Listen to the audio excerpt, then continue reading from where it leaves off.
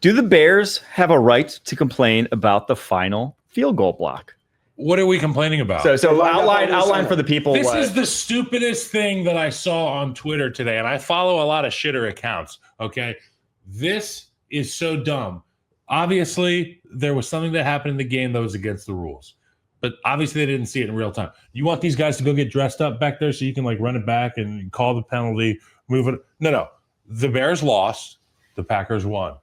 Outline for the people what was the penalty on the play. Essentially, the defender shoved his buddy, launched his buddy through the line. You can't push your own team. Yeah, you can't use leverage, your buddy as a meat missile, essentially. Yeah, it should have been a leverage penalty. Leverage. And there you go. And I think a lot of that started when guys were lifting people up. You know, like throwing them up. You've seen this in like flip over, and they're worried about breaking their neck. And there's like those scrums. God forgive me. It's Australian rules football or rugby. Or the scrum. Well, rugby and Aussie rules football are different, I think. Yeah, but I think there's one where people stand on people's shoulders. Yeah, that's rugby. Rugby. Okay. They do that. And guys were, it was getting close to that. That wasn't that. But the rule wasn't enforced, didn't matter. And at the end of the day, what are you going to do? So, no, this is stupid. They have a right to complain about it. This is stupid. It ain't changing it. That's what I'm saying. NFL ain't changing it. Like, what are they going to write Matt Eberflus a check? Well, they were also. What happens? They were also pretty. Eberflus gets the job back. Didn't they have tried to get a few more yards too? Yes. The Bears at the end of that drive.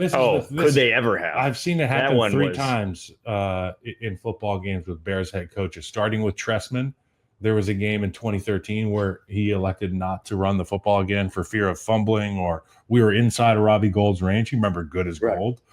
And then it was Nagy. At one point, fell victim to this where we didn't run the ball again because of, in the presser, he was like, we didn't want to fumble. Same thing with Eberflus.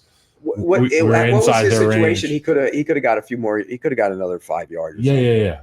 4 yards. 4 or 5 yards matters. That's just dumb. When they got into field goal range, the play to the play to Keenan Allen, the next one.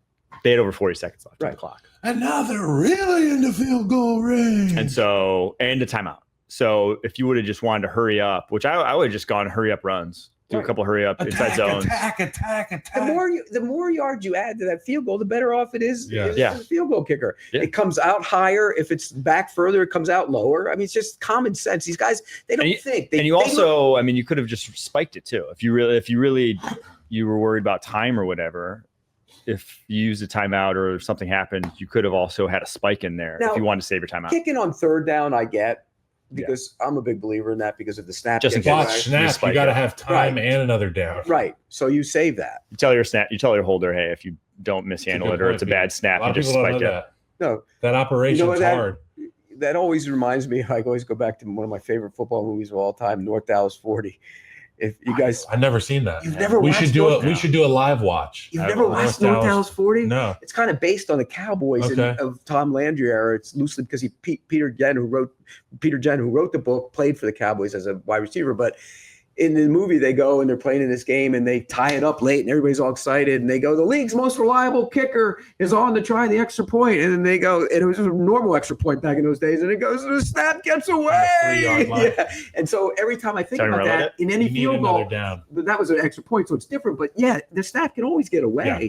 You got to have an extra down. Well, look, I don't know anything about kicking. I don't know if he is going to be trying to kick it higher. I just think that because of the techniques used by the Green Bay Packers special teamers, they made a play on the football. And kudos to them. Yeah. You know what I'm saying? Hats off. You can't complain about it after the fact. What are we going to do? Missed calls. I mean, there's been how many missed face mask penalties have we seen in the last month? Yeah. A lot of them.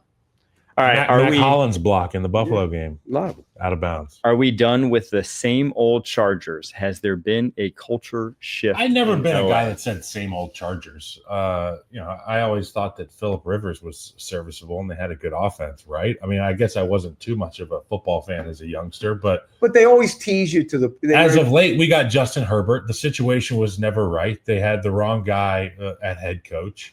And they just haven't gotten that right. But they did now. Jim Harbaugh is the right guy. It's an immediate change. These guys have turned the page. So, no, it's not the same old Chargers. But you got to admit, in the second half of that game there, you were sitting there saying same old Chargers for a while. No, I was saying same old Bengals off to a crappy start and trying to find a way to scratch and claw to get into it. You know what it is with the Chargers, and I'll go back even further than the Rivers. They've always been so close and so entertaining and so fun to watch in a lot of ways. And I go back to the Dan Fouts days, and they couldn't play defense. And then they had the heartache of going to play in Cincinnati when the weather was brutal.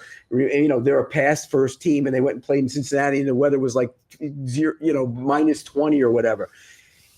That's the heartache of the Chargers. They've always been in Rivers when he hurt his knee, and they played at New England, and he played through it. And they've always been so close and never quite have gotten there. And that's why they talk about same old Chargers.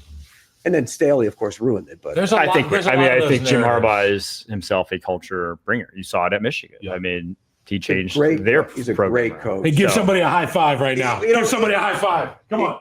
You know what that is? Give me a high five. You know what that is? That's a guy who's basically a weirdo who happens to be a football savant. Yes. Because there's nothing. He's obsessive. He's an obsessive personality type of guy. But he's weird. Yeah. There's he's a strange bird. He's a sicko. Yeah. Yeah.